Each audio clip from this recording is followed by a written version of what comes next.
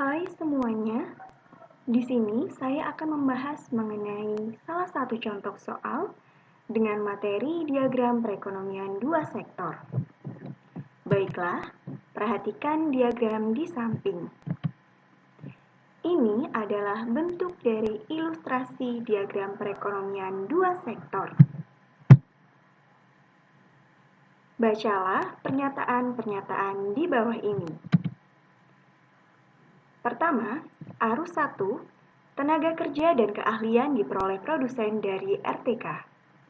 Kedua, arus 4, RTK harus membayar sejumlah uang untuk memperoleh barang dari produsen.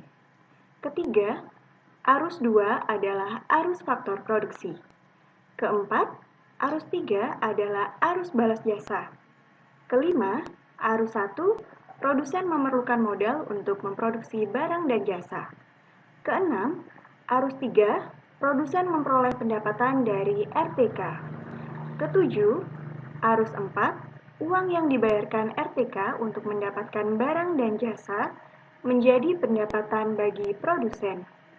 Yang kedelapan, arus 2, keuntungan adalah balas jasa atas penggunaan faktor produksi berupa modal yang digunakan untuk menghasilkan barang dan jasa. Adapun soal yang ditanyakan adalah, berdasarkan pernyataan-pernyataan tersebut, mana sajakah yang merupakan pernyataan yang salah? A. 1, 2, 3, dan 6. B. 3, 5, 7, dan 8. C. 3, 4, 6, dan 8. D. 2, 5, 7, dan 8. Dan E. 4, 5, 6, dan 7. Untuk menjawab pernyataan atau pertanyaan ini, maka kita harus melihat satu-satu dan menganalisis dari pernyataan-pernyataan tersebut.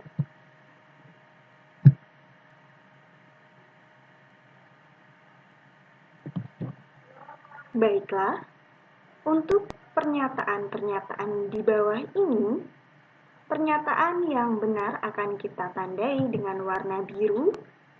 Untuk pernyataan yang salah akan kita tandai dengan warna merah. Adapun pembahasan dari diagram perekonomian dua sektor itu bisa kita simak dari penjelasan berikut ini. Ini adalah ilustrasi dari diagram perekonomian dua sektor.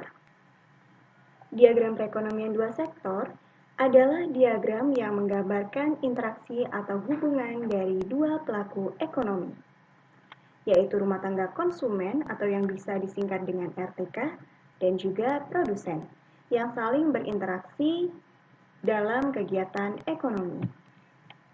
Pada arus pertama disebut dengan arus faktor produksi. Hal ini dikarenakan rumah tangga konsumen sebagai penyedia faktor produksi yang dibutuhkan oleh produsen untuk menghasilkan output atau barang dan jasa. Apa saja sih faktor produksi di sini? Jadi, faktor produksi dibagi menjadi dua jenis, yaitu faktor produksi asli dan juga turunan. Untuk faktor produksi asli, ada tenaga kerja dan juga sumber daya alam. Sedangkan faktor produksi turunan ada modal dan juga keahlian. Berdasarkan pembahasan tersebut, maka kita dapat mengetahui pernyataan-pernyataan yang berasal dari arus pertama. Yang pertama yaitu arus 1 untuk nomor 1. Dinyatakan bahwa tenaga kerja dan keahlian diperoleh produsen dari RTK. Hal ini adalah benar sesuai dengan pembahasan yang telah dijelaskan. Untuk pernyataan kedua, pada nomor 5, arus 1, produsen memerlukan modal untuk memproduksi barang dan jasa. Jawaban dari pernyataan ini adalah benar, karena dalam arus 1, produsen memang memerlukan modal atau faktor produksi berupa modal untuk memproduksi barang dan jasa. Pada arus kedua, biasa disebut dengan arus balas jasa faktor produksi. Jadi, di sini, produsen akan membayarkan balas jasa kepada rumah tangga konsumen atas penggunaan faktor produksi sebelumnya. Balas jasa tersebut nantinya akan menjadi penghasilan atau pemasukan bagi rumah tangga konsumen. Apa saja sih balas jasa di sini? Jadi, balas jasa di sini biasa kita singkat dengan WRIP. W itu adalah wage atau upah, balas jasa atas penggunaan faktor produksi tenaga kerja. R itu adalah rent atau sewa, yaitu balas jasa atas penggunaan faktor produksi berupa sumber daya alam.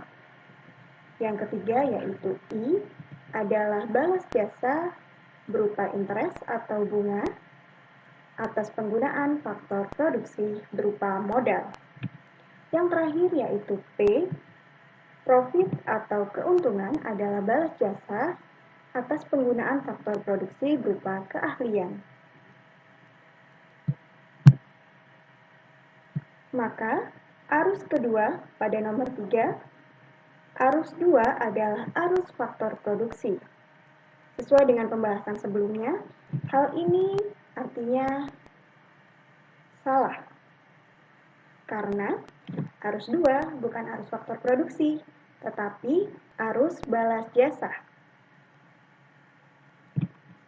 Selanjutnya yaitu arus kedua pada nomor 8. Keuntungan adalah balas jasa atas penggunaan faktor produksi berupa modal yang digunakan untuk menghasilkan barang dan jasa.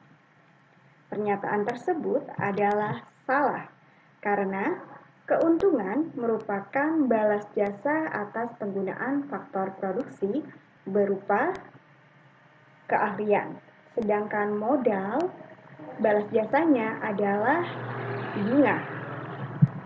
Selanjutnya adalah pembahasan untuk arus ketiga.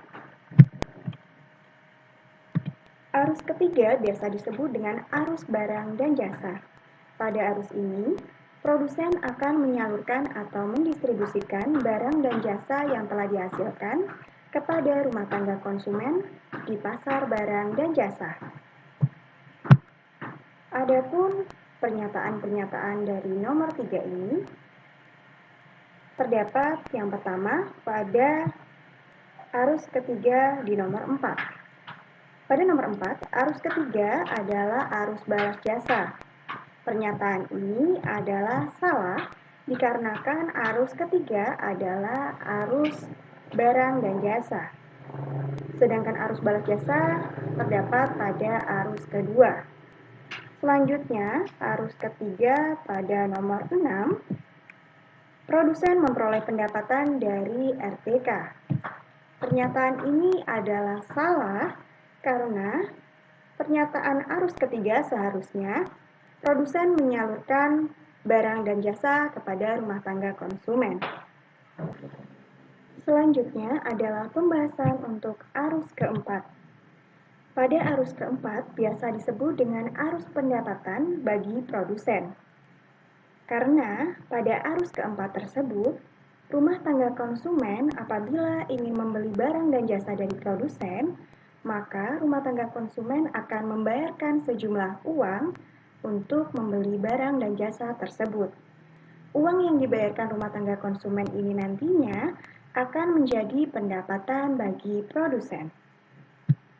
Adapun koreksi untuk arus keempat pada nomor 2 dan 7 adalah untuk nomor 2, arus 4 yaitu RTK harus membayar sejumlah uang untuk memperoleh barang dari produsen.